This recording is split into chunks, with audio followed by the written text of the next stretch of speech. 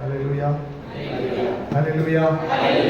இந்த 7 நாளும் விசேஷமாக நாம் தேவ சமூகத்தில் ஜெபிக்க போகிறோம். ஆவியானவர் நம்மோடு கிரியை செய்து விடுதலை கொடுக்க போறார். எத்தனை பேர் விசுவாசிக்கிறீங்க? ஹல்லேலூயா. 7 நாளும் குடும்பத்துக்காக நம்ம ஜெபிக்கும் போது ஒவ்வொருத்தரும் ஒப்பு கொடுத்து ஜெபம் பண்ணுங்க. ஒருவேளை நமக்கு தெரியாத ஏதோ ஒரு விஷயங்கள் இருக்கலாம், ஆண்டவர் அதை நமக்கு உணர்த்தலாம். நீங்க ஒப்பு கொடுத்து ஜெபம், உபவாசத்தோட நம்ம தேவ சமூகத்தில் உட்கார்றது எதுக்கு அப்படின்னா, ஏதாவது வேதனை உண்டாக்கும் வழி நம்ம இடத்துல இருக்குதோ அப்படின்னு சொல்லி தேவ சமூகத்தில் நம்மளை ஒப்பு கொடுத்து அந்த கண்ணாடியில நம்மளை பார்க்கும்போது ஆண்டவர் ஏதாவது நமக்கு வெளிப்படுத்தினார்னா, இந்த இடத்துல நான் குறைவா இருக்கிற ஆண்டவரே, என்னை ஒப்பு கொடுக்குற ஆண்டவரேன்னு சொல்லி நீங்க ஒப்பு கொடுத்தால் உங்க ஆசீர்வாதத்துக்கான தடைகள் விலக ஆரம்பிச்சிடும். ஆட்டோமேட்டிக்கா ஆசீர்வாதம் வர ஆரம்பிச்சிடும். குடும்பத்துல சில ஒழுங்கு இருக்கிறது, கிறிஸ்து, கணவன், மனைவி. அப்ப அந்த ஒழுங்குல எங்க பிரச்சனை வந்தாலும் ஆசீர்வாதம் தடையாயிடும். டாமினேட் பண்றது, கேள்வி கேட்கறது, முரட்டாட்டம் பண்றது. ஸோ இதெல்லாம் என்னன்னா, ஒருவேளை ஒரு ஈகோனால கணவன் இப்படி சொல்லிட்டாரு வச்சுட்டாருன்னு கூட நீங்க நினைக்கலாம். ஆனா அது உங்க ஆசீர்வாதத்துக்கு தடையா இருக்குது என்பதை நம்ம மறந்து போயிருக்கணும். கிறிஸ்துவுக்குள்ளாக தான் நம்ம கணவன் மனைவியா இருக்க முடியும். அப்பதான் ஆசீர்வாதத்தை பெற்றுக்கொள்ள முடியும். இந்த நாட்கள் ஆண்டவர் பெரிய காரியங்களை செய்ய போகிறார். ஹல்லேலூயா. எத்தனை பேர் விசுவாசிக்கிறீங்க? குடும்பத்திலேயும் விடுதலை செய்ய போகிறாரு. எல்லா விஷயத்திலும் ஆண்டவர் நமக்கு விடுதலை கொடுத்து இந்த 2024ல சமாதானத்தோடு சந்தோஷத்தோடு ஜீவிக்கிறதுக்கு தேவன் உதவி செய்ய போகிறார். ஹல்லேலூயா. இன்று இந்த 7 நாளும் நாம் சிந்திப்பதற்காக 2 நாளாகமத்தின் புஸ்தகம் 26ஆம் அதிகாரம் 6வது வசனத்தை நாம் வாசிக்கலாம். 2 நாளாகமம் 26வது அதிகாரம் 6வது வசனத்தை யாராவது ஒருவர் சத்தமாக அவன் குமாரனாகிய செமாயாவுக்கும் 2 நாளாகமம் அவன் புறப்பட்டு போய் பெலிஸ்தரோடு யுத்தம் பண்ணி காத்தின் அலங்கத்தையும் யப்னேயின் அலங்கத்தையும் அஸ்தோத்தின் அலங்கத்தையும் இடித்து போட்டு அஸ்தோத் நாட்டிலும் பெலிஸ்தருக்குள்ளும் பட்டணங்களை கட்டினான். கர்த்தருடைய பரிசுத்த நாமம் மகிமைப்படுவதாக. இந்த 7 நாளும் நாம் தேவ சமூகத்துல இந்த வசனங்களை தியானித்து நம்ம விடுதலையை பெற்றுக்கொள்ள போகிறோம். இங்க உசியா ராஜா என்கிற ஒரு ராஜாவை குறித்து இங்க தெளிவாய் சொல்லப்பட்டிருக்கிறது. 6வது வசனம் என்ன சொல்லுதுன்னா, அவன் புறப்பட்டு போய் பெலிஸ்தரோடு யுத்தம் பண்ணி காத்தின் அலங்கத்தையும் யப்னேயின் அலங்கத்தையும் அஸ்தோத்தின் அலங்கத்தையும் இடித்து போட்டு அஸ்தோத் நாட்டிலும் பெலிஸ்தருக்குள்ளும் பட்டணங்களை கட்டினார். இஸ்ரவேல் தேசத்தில் இருக்கிற யூதா, இஸ்ரவேல் தேசம் என்பது தேவனுடைய பிள்ளை, ரெண்டா பிரிஞ்சிருச்சு. அது தேவனுடைய நாடு. இப்ப பெலிஸ்தியர்கள் என்பவர்கள் அந்நியர்கள், பெலிஸ்தியர்களுடைய நாடு. இப்போ பெலிஸ்தியர்களுடைய நாட்டுக்குள்ளாக இவர்கள் நுழைய முடியாதபடிக்கு நிறைய அலங்கங்கள், ஒரு ஊருக்குள்ள எப்படி மதில் சுவர் அலங்கங்களை கட்டி வச்சிருப்பாங்க. அந்த அலங்கம் என்பது அந்த நாட்டினுடைய ப்ரொடெக்ஷனுக்காக, பாதுகாப்புக்காக வைக்கப்பட்டிருக்கு. இப்போ அந்த அலங்கத்துக்கு அந்த பக்கம் இருக்கிறவன் எதிரி. இங்க சொல்லப்பட்ட அஸ்தோத்து, பெலிஸ்தியர், இவங்க எல்லாமே அங்க எதிரிகள். இந்த எதிரிகளுடைய நாட்டுக்குள்ள முதலாவது இஸ்ரவேல் நாட்டுக்கு என்ன பிரச்சனை? யூதா நாட்டுக்கு எதிரி உள்ள வந்து இவனை தொந்தரவு பண்ணிட்டு இருக்கிறான் எப்ப பார்த்தாலும். சோ இவனை பாதுகாத்துக்கிறதே ஒரு பெரிய பிரச்சனை.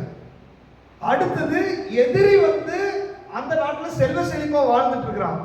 இப்போ என்னையும் பாதுகாத்துக்கணும், எதிரியும் முறியடிச்சா மட்டும்தான் நான் சமாதானமாய் வாழ முடியும். அப்போ உசியா ராஜா என்ன பண்ணிட்டாரு? இந்த வசனத்துல இவர் புறப்பட ஆரம்பிச்சாரு. காத்தினுடைய அலங்கம், காத் என்பது ராட்சசர்கள் இருக்கிற இடம். கோலியத்தெல்லாம் அந்த வம்சத்தில் இருக்கிறாள்.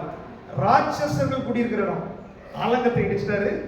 அடுத்தது யப்னேயினுடைய அலங்கம், அஸ்தோத்தின் அலங்கம். இப்ப இந்த 3 வகையான அலங்கங்களை இவர் புறப்பட்டு போய் இடிச்சு தள்ளி அந்த பெலிஸ்தருடைய பட்டணத்துக்குள்ள போய் அவனுடைய பட்டணத்துல இவனுடைய சாம்ராஜ்யத்தை ஸ்தாபித்து விட்டார். ஹல்லேலூயா. இந்த 7 நாளும் ஆவியானவர் நமக்கு உதவி செய்ய போகிறார். இத்தனை வருஷமாய் நம்மை உபத்திரவப்படுத்தின பெலிஸ்தியர்கள், நம்மை உபத்திரவப்படுத்தின அஸ்தோத்தின் ஜனங்கள், நம்மை வேதனைப்படுத்தின, நம்முடைய ஆசீர்வாதங்களை அபகரித்த, நமக்கு பயத்தை உண்டாக்கின, நம்முடைய தரித்திரத்தை கொண்டு வந்த, நமக்கு பலவீனத்தை கொண்டு வந்த காத் தேசத்தை போடுகிற ராட்சசர்களா இருக்கலாம், அல்லது பிசாசின் கிரியைகளா இருக்கலாம், அல்லது மாந்திரிகங்களா இருக்கலாம், அல்லது விக்கிரகத்தின் போராட்டங்களா இருக்கலாம், அல்லது எதிரிகளா இருக்கலாம், அது யாரா வேணாலும் இருக்கலாம். இந்த 2024 ஆண்டவர் இந்த 7 நாள் உபவாசத்துல நமக்கு ஒரு பலனை கொடுக்க போறாரு. உசியா ராஜா புறப்பட்டு போனது போல நம்மை புறப்படும்படியாய் தேவன் ஆயத்தப்படுத்த போகிறார். எத்தனை பேர் தைரியமா இருக்க போறீங்க? புறப்பட போறீங்க.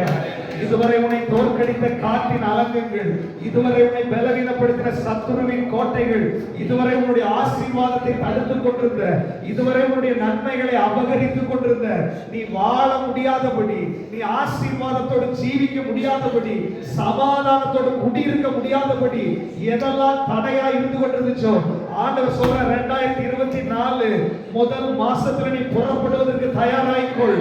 ஒரு யுத்தத்திற்காக புறப்படுவதற்கு தயாராகிக்கொள். இயேசுவின் நாமத்துல கர்த்தர் உங்களோடு யுத்தம் பண்ண போகிறார். எத்தனை பேர் விசுவாசிக்கிறீங்க? அறிக்கப்பட்ட ஆண்டவரே, நான் புறப்பட போறேன் ஆண்டவரே, புறப்பட போறேன் ஆண்டவரே. எதிரியை பார்த்து பேசுங்க. இதுவரை எனக்கு எதிராய் நீ புறப்பட்டாய், இதுவரை என்னுடைய ஆசீர்வாதத்துக்கு எதிராய் நீ புறப்பட்டாய், இதுவரை என்னுடைய சமாதானத்துக்கு எதிராய் நீ புறப்பட்டாய்.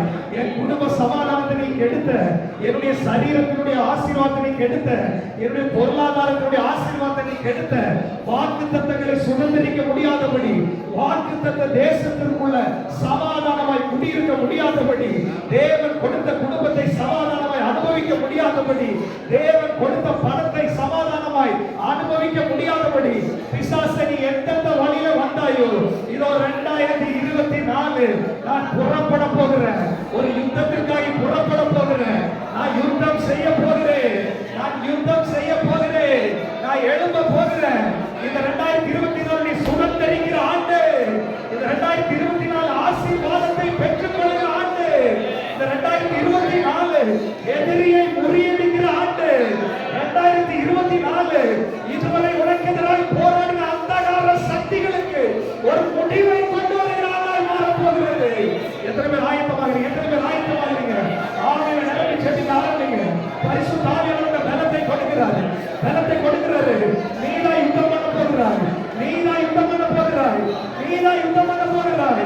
அலங்கங்களை இடிக்க போகிறாய், அலங்கங்களை இடிக்க போகிறாய், மதில்களை தாண்ட போகிறாய். உனக்கான ஆசீர்வாதங்கள், உனக்கான நன்மைகளை தடை செய்த எல்லா அந்தகார கட்டுகள் அழிய போகிறது. கர்த்தர் உனக்காக யுத்தம் பண்ண போகிறார். கர்த்தர் உனக்காக யுத்தம் பண்ண போகிறார். நீ புறப்பட ஆரம்பி. கர்த்தர் உனக்கு முன்னாடி நடந்து செல்லுவார். நீ புறப்பட ஆரம்பி. கர்த்தர் உனக்கு முன்னாடி புறப்படுவார். நீ புறப்பட தயாரானாய், நீ ஜெபிக்க தயாரானாய், நீ யுத்தம் செய்ய தயாரானாய், கர்த்தர் உனக்காக யுத்தம் செய்வார். கர்த்தர் உனக்காக எழுதுவார். ஷபாலா ஹீமானா கபாலபா. இயேசுவின் நாமத்தினால ஒரு வைராக்கியம் உண்டாகணும், ஒரு வைராக்கியம் உண்டாகணும், ஒரு வைராக்கியம் உண்டாகணும். 2024 ஒரு வைராக்கியத்தோடு எழுதக்கூடிய ஆண்டாய் மாறணும். இனியும் எதிரியை பார்த்து நீ பயந்துட்டு இருக்க வேண்டிய அவசியம் இல்லை. இனியும் எதிரியை பார்த்து நீ கலங்கி நிற்க வேண்டிய அவசியம் இல்லை. யுத்த புருஷனாய், யுத்த வீராங்கனையாய் நீ புறப்படு இயேசுவின் நாமத்தினால. நீ புறப்படு இயேசுவின் நாமத்தினால. ராட்சச கூட்டங்கள் எல்லாம் அண்டியிட வைக்கும்படி தேவன் உன்னோடு கூட வருவார். தாவீதின் தேவன் உனக்கு முன்னாடி கோலியாத்தை முறியடித்த ஆண்டவர் உனக்கு எதிராக இருக்கிற ராட்சசர்களை, உன்னிலும் பலவான்களாய் இருக்கிறவர்களை, உன்னால் மேற்கொள்ள முடியாதவர்களை, உன்னால் சிந்தனையில கூட இவர்களை ஜெயிக்க முடியுமா சொல்லி நீ நினைத்துக் கொண்டிருக்கிற நபர்களே, இந்த 2024 கோலியாத் எப்படி முகத்துப்புற விழுந்தாரோ, கர்த்தர் உனக்கு முன்பாக முகத்துப்புற விழ வைக்க போகிறார். இது நீ சுதந்திரிக்கிற ஆண்டு, பட்டணங்களை கட்டிக் கொள்கிற ஆண்டு, தேசத்தை சுதந்திரிக்கிற ஆண்டு. எழுந்து சீயோனே, ஒரு வல்லமையை தடுத்துக் கொள். நீ தூசி ஒதுக்கிட்டு எழுந்து. கர்த்தருடைய ஆவியானவர் உன்மேல் இருக்கிறார். பரிசுத்த ஆவியானவருக்கு பலனை கொடுத்துக் கொண்டிருக்கிறார். உன்னை அக்கினியாய் மாற்றிக் கொண்டிருக்கிறார். அலங்கங்களை இடிக்கக்கூடிய வல்லமை, அலங்கங்களை தகர்க்கக்கூடிய வல்லமை இதோ உன்மேல இறங்கி வருகிறது. ஒரு விசேஷித்த அபிஷேகத்தை பரிசுத்த ஆவியானவர் போட்டுக் கொண்டிருக்கிறார். 2024 ஒரு விசேஷித்த அபிஷேகத்தோடு நீ எழும்ப போகிறாய். ஒரு விசேஷித்த நன்மையோடு நீ புறப்பட போகிறாய். இது புறப்படுகிற வருஷம். நீ புறப்படுகிற வருஷம். எதிரியை பார்த்து நீ புறப்படுகிற வருஷம்.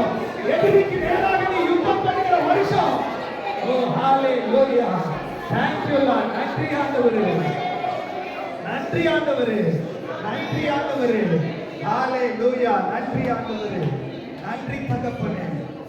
பாருங்க, உசியா ராஜா புறப்பட ஆரம்பிச்சார். எதிரிகள் அவங்க எப்பேற்பட்டவங்களா இருந்தாலும் பரவாயில்ல, இவர் சும்மா இல்ல, யுத்தம் பண்ணுவதற்கு புறப்பட்டு அலங்கத்தை இடிச்சு தள்ளி அவன் இடத்திலேயே இவருடைய பட்டணத்தை ஸ்தாபித்தார். இந்த 2024 எதிரியோட இடத்துல தேவ ராஜ்யத்தை ஸ்தாபிக்க போகிறார். இதுவரைக்கும் எதிரி நமக்குள்ள வந்து கவலை என்ற, குழப்பம் என்ற, தரித்திரம் என்ற, பலவீனம் என்ற இடத்துல எல்லாம் அபகரிச்சு அங்க உட்கார்ந்து அவ ஆளுகை செஞ்சுட்டு இருந்தான். 2024 ஆண்டவர் சொல்றாரு, நீ ஒரு யுத்த புருஷனாய், யுத்த வீராங்கனையாய் எழுப்புவதற்கு நீ தயாரானால் இந்த வருஷம் வரைக்கும் உன்னை கலங்கடிச்சு கொண்டிருந்த எதிரியை அவனுடைய பாளையத்துக்குள்ள போய் அவனுக்கு பாதுகாப்பா வச்சிருந்த அலங்கத்தை இடிச்சு தள்ளி அவனுடைய எதிரியுடைய கூட்டத்துக்குள்ள போய் அங்கே ராஜ்யத்தை ஸ்தாபிக்கும்படி கர்த்தர் உங்களோடு இருக்க போகிறார். ஹalleluya. தாவீதோட காலத்திலும் சரி, ஆபிரகாமுடைய காலத்திலும் சரி, எதிரியை துரத்திட்டு போய் அங்கிருந்து கொள்ளையடிச்சதெல்லாம் திருப்பி கொண்டு வந்தார்கள். ஹalleluya. 2024 திருப்பி கொண்டு வருகிற ஆண்டாய் மாற போகுது. எதெல்லாம் சத்துரு கொள்ளையடித்து கொண்டு போனானோ, எதெல்லாம் அபகரித்து கொண்டு போனானோ, எதெல்லாம் திருடி கொண்டு போனானோ, உங்களுக்குள்ள ஒரு வைராக்கியம் இருந்தால் நீங்க அதை திருப்பி கொள்ளையடித்து கொண்டு போனதை திருப்பி கொண்டு வருகிறதுக்கு இந்த வருஷத்தை ஆண்டவர் நம்ம கையில கொடுத்திருக்கிறார். ஹalleluya. நல்லா கவனிச்சுக்கோங்க, நமக்குள்ள ஒரு வைராக்கியம் வரணும். இதை நான் திரும்ப போறேன், இந்த வருஷம் அதற்கான வருஷம் நீங்க நினைச்சா இந்த வருஷம் முடியறதுக்குள்ள நீங்க திருப்பி கொண்டு வந்துருவீங்க. திருப்பிடுவீங்க. இல்ல அவரே வந்து திருப்புவார் நீங்க உட்கார்ந்து இருந்தீங்கன்னா 2030 ஆனாலும் நம்மளால என்ன பண்ண முடியாது, திருப்ப முடியாது. ஒரு வைராக்கியம் வரணும். ஆண்டவரே, பல வருஷங்களா என் சமாதானத்தை கெடுத்தான், என் சந்தோஷத்தை கெடுத்தான், என் ஆசீர்வாதத்தை கெடுத்தான், என்னுடைய ஆவிக்குரிய வளர்ச்சியை கெடுத்தான், என்னுடைய எல்லா இடத்துலயும் பிசாசு கையை வச்சிருக்கான் ஆண்டவரே. ஆனா இந்த 2024 நான் விட்டு கொடுக்க முடியாத ஆண்டவரே, நான் விட்டு கொடுக்க முடியாத ஆண்டவரே, நான் யுத்தம் பண்ண போற ஆண்டவரே, நான் புறப்படுற ஆண்டவரே, நீங்க என் கூட வர போறதுக்காக ஸ்தோத்திரம். கர்த்தர் உங்களுக்காக யுத்தம் பண்ண போகிறார். உலகத்தில் இருக்கிறவனை விட உங்களில் இருக்கிறவர் பெரியவர். என்னை பலப்படுத்துகிற கிறிஸ்துவினாலே எல்லாவற்றையும் செய்ய எனக்கு பலம் உண்டு. தாவீது சொல்றான், ஆண்டவரே, உம்மால ஒரு சேனைக்குள்ள பாய்வேன், உம்மால ஒரு மதிலை தாண்டி போய் எனக்கான ஆசீர்வாதங்களை நான் பிடித்து கொண்டு வருவேன். ஆண்டவரே, என்னுடைய பொருள் அங்க இருக்கிறத நான் அனுமதிக்க மாட்டேன். நல்லா கவனிச்சுக்கோங்க, நம்மளது எதுவுமே அந்த பக்கம் இருக்கிறது அனுமதிக்க கூடாது. எனக்கானதை பிடித்து கொண்டு வருவதற்கான ஒரு வைராகியம் உங்களுக்குள்ள வந்தா உங்களுக்கானதை பிடித்துக் கொள்கிற ஆண்டா இந்த வருஷம் மாற போகுது. ஹalleluya. அப்ப பாருங்க, இந்த உசியா ராஜா புறப்பட்டு போய் யுத்தம் செய்ய ஆரம்பித்தார். இந்த 7 நாட்களும் நாம் பட்டணங்களை கட்டிக்கொள்ளக்கூடிய ஆசீர்வாதங்களை பெற்றுக்கொள்ள போறோம், ஜெபிக்க போகிறோம். ஆண்டவர் பெரிய காரியங்களை செய்ய போகிறார். இந்த இடத்துல இந்த உசியா ராஜாவை பத்தி நீங்க வாசிங்கன்னா 3வது வசனத்தை நீங்க வாசிங்க. உசியா ராஜாவாகிற போது 16 வயதாய் இருந்து 52 வருஷம் எருசலேமில் அரசாண்டான். உசியா ராஜாவாகிற போது அவனுக்கு எத்தனை வயசு? 16 வயசு. அப்படின்னா கர்த்தர் அவனுக்குள்ள இருந்தாரு. கர்த்தர் அவனுக்குள்ள இருந்தா எதிரிக்கு எவ்வளவு வயசா இருந்தாலும் பிரச்சனை இல்லை, எதிரி நாட்டுக்கு எவ்வளவு வலிமை இருந்தாலும் பிரச்சனை இல்லை, எதிரிகள் எவ்வளவு பயங்கரமான ஆயுதங்களை வச்சிருந்தாலும் பிரச்சனை இல்லை. கர்த்தர் உங்களோடு இருந்தா நீங்க யுத்தத்துல ஜெயிக்க முடியும். உசியா ராஜாவுக்கு 16 வயசு தான். இவன் ராஜாவாய் பொறுப்பெடுக்கும் போது வெறும் 16 வயசு. அந்த 16 வயசுல இவன் ராஜாவாய் பொறுப்பெடுத்த உடனேயே வேதம் சொல்லுகிறது, அவன் புறப்பட்டு போய் பெலிஸ்தரோட யுத்தம் பண்ணினான். ஹalleluya. அப்ப ஆண்டவர் சொல்றாரு, நீங்க வயசை நினைச்சு நீ சோர்ந்து போய் உட்கார்ந்து இருக்காங்க, உங்க அனுபவத்தை நினைச்சு நீங்க அமைதியா உட்கார்ந்துட்டு இருக்காங்க. நான் இப்பதான் வந்திருக்கிறேன், சீனியர்கள் இருக்காங்க. நோ, இங்க ஆவிக்குரிய வாழ்க்கையில சீனியர் ஜூனியர் கிடையாது. ஏலி உட்கார்ந்து இருக்கும்போது சாமுவேல்கிட்ட பேசிட்டு இருக்காரு, சவுல் உட்கார்ந்து இருக்கும்போது தாவீதை வச்சு முறியடிக்கிறார். ஆவிக்குரிய வாழ்க்கையில ஜூனியர் சீனியர் என்ற பேச்சுக்கே இடம் கிடையாது. உனக்கு தாகம் இருந்தால், நீங்க எவ்வளவு சிறு பிள்ளையா இருந்தாலும் உங்களுக்கு இந்த தேவனுடைய வல்லமை வெளிப்பட ஆரம்பிக்கும். ஆவிக்குரிய வாழ்க்கையில அந்த வாழ்க்கையில தேவன் நமக்குள்ள வந்தா அது 10 வருஷம் எக்ஸ்பீரியன்ஸ் உள்ளவர்களுக்குள்ளேயும் அதே பவர் தான், 1 வருஷம் எக்ஸ்பீரியன்ஸ் உள்ள இருக்கிறவங்களுக்கும் அதே பவர் தான். இன்னைக்கு ஆண்டவர் சொல்றாரு, இப்பதான் நான் வந்தேன், இப்பதான் ரட்சிக்கப்பட்டேன், இப்பதான் அபிஷேகம் பண்ணப்பட்டேன், இப்பதான் பைபிள் வாசிக்கவே தொடங்கி இருக்கிறேன் என்று சாக்கு போக்கு சொல்லாதபடி ஆண்டவர் சொல்றாரு, நீ உடனே ஒரு யுத்தத்துக்கு நீ புறப்படு, உடனே நீ யுத்தத்துக்கு புறப்படு, உடனே ஒரு யுத்தத்தை நீ செய்ய வேண்டிய நேரம் வந்து விட்டது. கர்த்தர் சொல்றாரு, நீ புறப்பட்டா மட்டும் போதும், நான் உனக்கு யுத்தம் பண்ண ஆரம்பித்து விடுவேன். ஹalleluya, ஹalleluya. இன்னைக்கு ஆண்டவருடைய சமூகத்துல ஆண்டவரே, நான் சிறு பிள்ளைன்னு சொல்ல மாட்டேன், ஆண்டவரே என்னால முடியலன்னு சொல்ல மாட்டேன். பல நேரங்களில ஆசீர்வாதங்களை பெற்றுக்கொள்வதற்கு, விடுதலைகளை பெற்றுக்கொள்வதற்கு இருக்கிற தடை என்னன்னா, நம்மளை நாமே குறைச்சு மதிப்பிட்டுக் கொள்வது. என்னால முடியாத ஆண்டவரே, என்னால முடியல ஆண்டவரே, ஜெயிக்க முடியல ஆண்டவரே, சோர்வா இருக்குது ஆண்டவரே. யார் சொன்னது? ஆம் சொல்றாரு, உனக்குள்ள நீ பலவீனம் உள்ளவன் எனக்கு தெரியும். நீங்க பலவீனம் உள்ளவர்கள் தான், நீங்க குறைவுள்ளவர்கள் தான். ஆனா உங்களுக்குள்ள ஒருத்தர் இருக்கிறார் அல்லவா, அவர் உலகத்தையே ஜெயித்தவர், பிசாசை ஜெயித்தவர், மரணத்தை ஜெயித்தவர், சகலத்தையும் செய்து முடிக்க திராணி உள்ளவர் ஒருவர் உங்களுக்குள்ள இருக்கிறார். அதனால பவுல் சொல்றாரு, என்னால முடியாது, ஆனா என்னை பலப்படுத்துகிற கிறிஸ்துவினாலே எல்லாவற்றையும் செய்ய எனக்கு பலன் உண்டு. பரிசுத்த ஆவியானவருடைய அபிஷேகம் எதுக்கு அப்படின்னா, பரிசுத்த ஆவி உங்களிடத்துல வரும் பொழுது நீங்கள் பலன் அடைவீர்கள். என்ன பலன்? எதிரியுடைய அலங்கத்தை முறியடிக்கக்கூடிய பலன் ஆண்டவர் உங்களுக்குள்ள கொடுப்பார். ராட்சசர்களை முறியடிக்கக்கூடிய பலனை உங்களுக்குள்ள கொடுப்பார். உங்க ஆவியில் அந்த புது பலனை ஆண்டவர் கொடுத்து கொண்டிருக்கிறார். ஹalleluya. இந்த 7 நாள் உபவாச ஜெபத்துல என்ன பண்ண போறோம் தெரியுமா? நம்ம ஜெபிக்க ஜெபிக்க ஜெபிக்க நம்முடைய உள்ளான மனுஷனுக்குள்ள ஒரு புது பலன் கடந்து வர போகிறது. 7 நாள் தேவ சமூகத்துல காத்திருக்க போறோம். வேதம் சொல்லுகிறது, கர்த்தருக்கு காத்திருக்கிறவர்கள் புது பலன் அடைந்து கழுகுகளை போல செட்டைகளை அடித்து எழும்ப போகிறார்கள். அவர்கள் ஓடினாலும் இளைப்படையார்கள், நடந்தாலும் சோர்ந்து போகிறார்கள். கர்த்தர் அவர்களுக்குள்ள இருக்க போகிறார். ஜெயம் கர்த்தர் கொண்டு வர போகிறார். குதிரை யுத்த நாளுக்கு ஆயத்தமாக்கப்படும். ஜெயமோ கர்த்தரால் வரும். இந்த 7 நாள் நீ ஆயத்தமாகு. இந்த 7 நாள் தேவ சமூகத்தினுடைய ஆயத்தப்படுத்து. கர்த்தருடைய சமூகத்தினுடைய இருதயத்தை ஊற்று. தேவ சமூகத்துல அந்த தரிசனத்திற்காக, அந்த லட்சியத்திற்காக நீங்க தேவ சமூகத்துல காத்திருங்கள். 7 நாள் நீ ஆயத்தமாகும் போது ஜெயம் கர்த்தரால் வரப்போகிறது. ஜெயத்தை அவரே கொடுக்க போகிறார். எத்தனை பேர் விசுவாசிக்கிறீங்க? ஆண்டவரே, நீ ஜெயத்தை கொடுக்க போறதற்காக ஸ்தோத்திரம் சொல்லுங்க. வாய்களை திறந்து அறிக்கை பண்ணுங்க. நீ தேவ சமூகத்துல காத்திரு. நீ சிறு பிள்ளைங்க சொல்லாத. உசியா ராஜாவாகும்போது 14 வயசு. அவனால் ராஜ்யபாரம் செய்ய முடிந்தது, அவனால் அரசாள முடிந்தது, அவனால் யுத்தம் செய்ய முடிந்தது, அவனால் எதிரிகளை முறியடிக்க முடிந்தது, அவனால் அலங்கத்தை இடித்து போட முடிந்தது. அப்படின்னா நீங்க ரட்சிக்கப்பட்டு எவ்வளவு நாளாச்சு? அபிஷேகம் பண்ணப்பட்டு எவ்வளவு நாளாச்சு? இனியும் நீ ஏன் சோர்ந்து கொண்டிருக்கிறாய்? இனியும் நீ ஏன் தளர்ந்து கொண்டிருக்கிறாய்? இனியும் நீ ஏன் ஆலோசனை பண்ணி கொண்டிருக்கிற?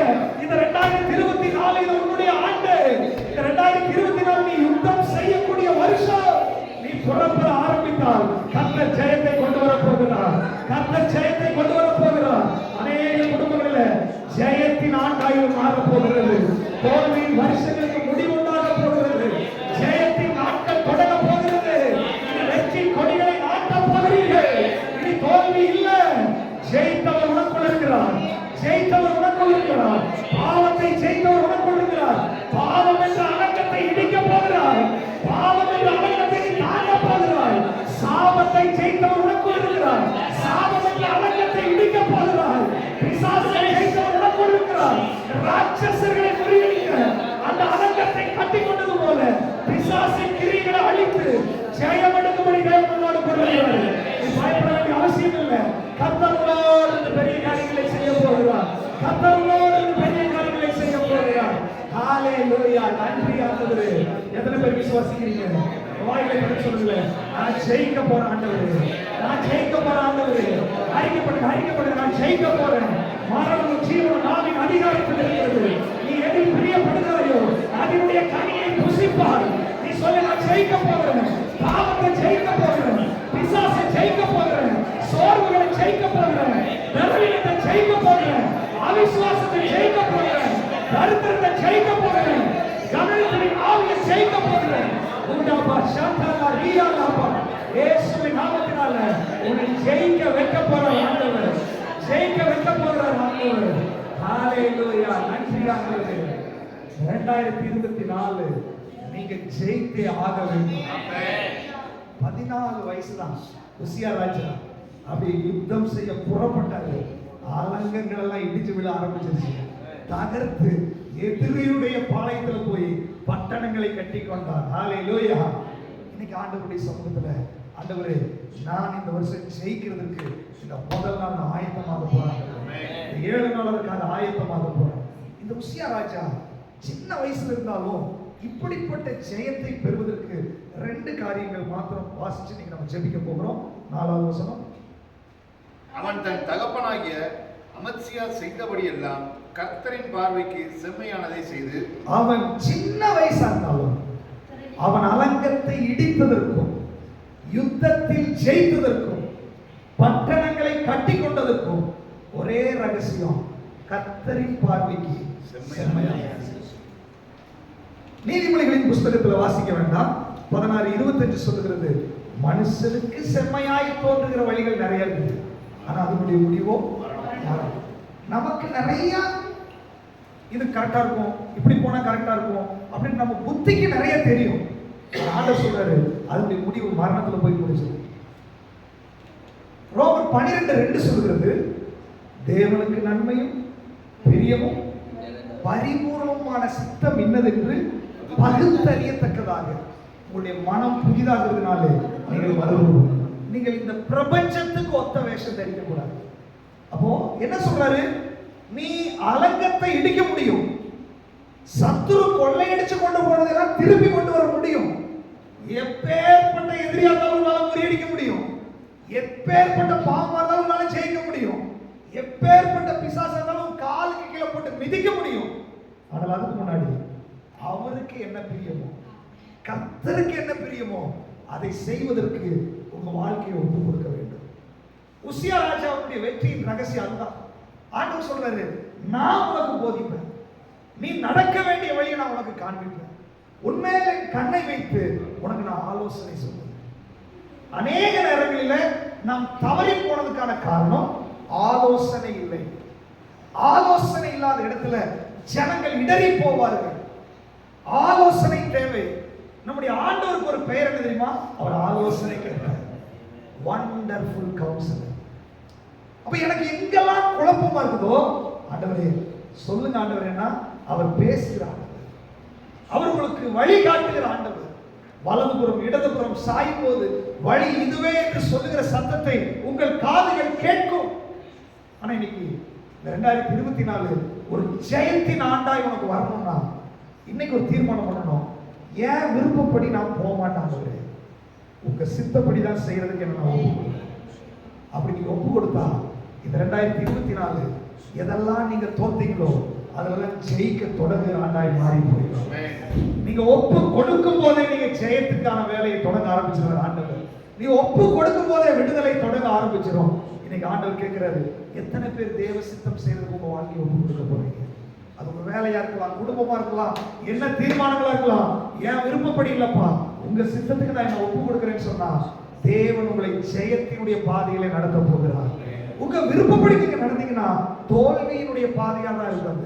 இப்ப நல்லா இருக்கும், அதனுடைய முடிவு மரணத்துல போய் முடிந்து விடும். சோ முதலாவது தேவ சித்தத்துக்கு உங்க வாழ்க்கையை ஒப்பு கொடுக்க வேண்டும். 5வது வசனம்.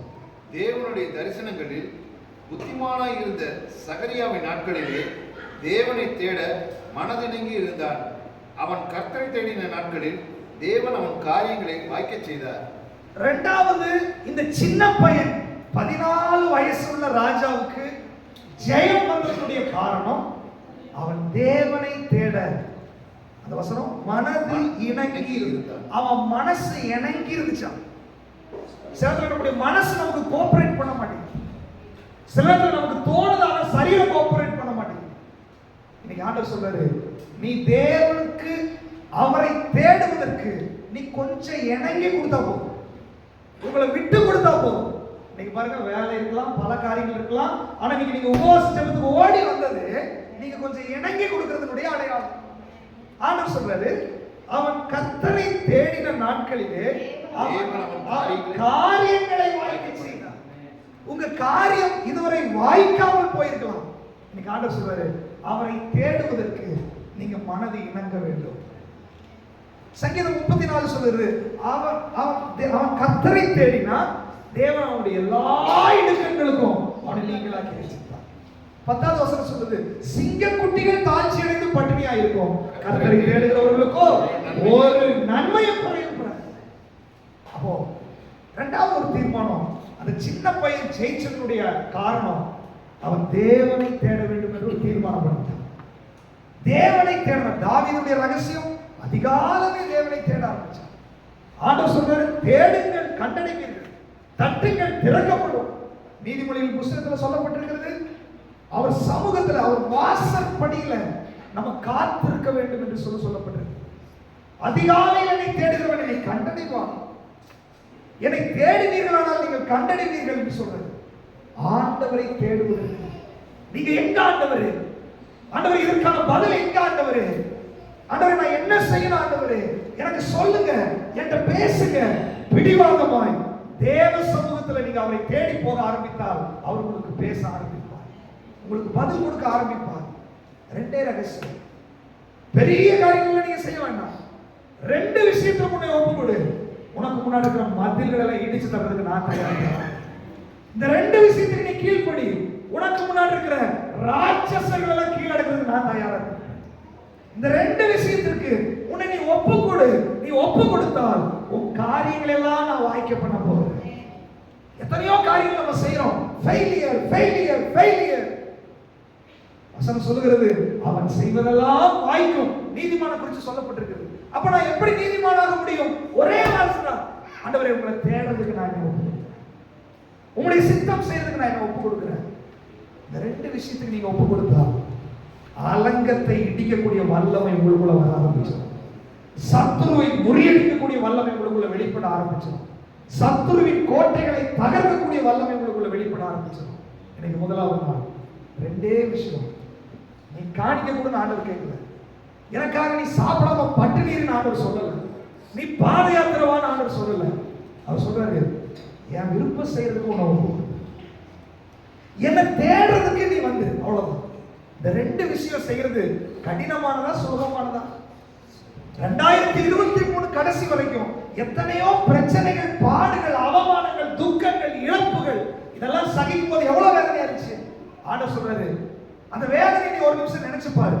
நான் சொல்ற ரெண்டு விஷயம் உனக்கு ஒரு பெரிய விஷயமா? அவருடைய கற்பனைகள் பாரமானவைகள் அல்லவே, என்னுடைய நுகம் மெதுவாயும் என்னுடைய சுமை லகுவாயும் இருக்கிறது. அதை சுமக்கிறதுக்கு நீ தயாரா? இன்னைக்கு ஆண்டவர் கேட்கிற இந்த ரெண்டு விஷயத்துக்கு உங்களை ஒப்பு கொடுத்தால் உனக்கு முன்னாடி அலங்கங்களை இடிக்கிறதுக்கு இன்னைக்கு ஆண்டவர் புறப்பட போகிறார். இன்னைக்கு நீங்க ஒப்பு கொடுக்கும் போது தேவ கரம் இறங்க போகுது. எல்லாரும் அப்படி கண்களை மூடி, ஆண்டவரே என்னுடைய விருப்பப்படி இல்லப்பா, உங்களுடைய சித்தம் செய்யறதுக்கு என்ன ஒப்பு கொடுக்குற ஆண்டவரே. ஆண்டவரே உங்களுடைய பார்வைக்கு செம்மையானதை செய்யறதுக்கு நான் என்ன ஒப்பு கொடுக்குறேன். எல்லாரும் வாய்களை திறந்து சொல்லாமா, உங்க பார்வைக்கு செம்மையானதை நான் செய்ய போறேன் ஆண்டவரே. எனக்கு நிறைய நல்லது தெரியுது, எனக்கு நிறைய இஷ்டம் இருக்குதுப்பா, ஆனா அது எனக்கு வேண்டாம். இயேசுவின் நாமத்துல உங்க சித்தம் செய்யறதுக்கு நான் என்ன ஒப்பு கொடுக்குறேன். வாய்களை திறந்து சொல்லுங்க, உங்களுடைய விருப்பம் தான் என்னுடைய விருப்பம், உங்களுடைய ஆசை தான் என்னுடைய ஆசை. ஆண்டவர் உங்களுடைய திட்டத்துக்கு நான் என்ன ஒப்பு கொடுக்குறேன் ஆண்டவரே. என் விருப்பப்படி நான் போக மாட்டேன், என் விருப்பப்படி நான் பேச மாட்டேன், என் விருப்பப்படி செயல்பட மாட்டேன் ஆண்டவரே. ஒப்பு கொடு, ஒப்பு கொடு, ஒப்பு கொடு ஆண்டவரே. சகோதரர்களே, இரண்டாவதாக அவரை தேடுங்கள் அப்படின்றாரு. அவரை தேடு, ஆண்டவரை தேடு. வேத வசனத்துல நீ ஆண்டவரை தேடு, ஜெபத்தின் மூலமாய் ஆண்டவரை தேடு, ஆராதனை மூலமாய் ஆண்டவரை தேடு, ஐக்கியத்தின் மூலமாய் ஆண்டவரை தேடு, தனி ஜெபத்தில் ஆண்டவரை தேடு. அவரை தேடினால் நீ கண்டடைவாய், அவரை தேடினால் நீ கண்டடைவாய், அவரை தேடினால் உன்னுடைய முகம் பிரகாசிக்கும். ஆண்டவர் சொல்றாரு, நீ இதை தேடினால் உன்னுடைய வாழ்க்கையில விடுதலையினுடைய ஆண்டை நீ பார்க்க போகிறாய். இந்த ரெண்டே விஷயத்துக்கு எத்தனை பேர் நீங்க ஆண்டவருக்கு ஒப்பு கொடுக்க போறீங்க? ஹalleluya. அப்படியே எழுந்து நிற்கலாம் தேவ சமூகத்துல. ஆண்டவர் சொல்றாரு, இந்த ரெண்டு விஷயத்துக்கு நீ ஒப்பு கொடுக்க போறீங்க. உன்னுடைய வாழ்க்கையில்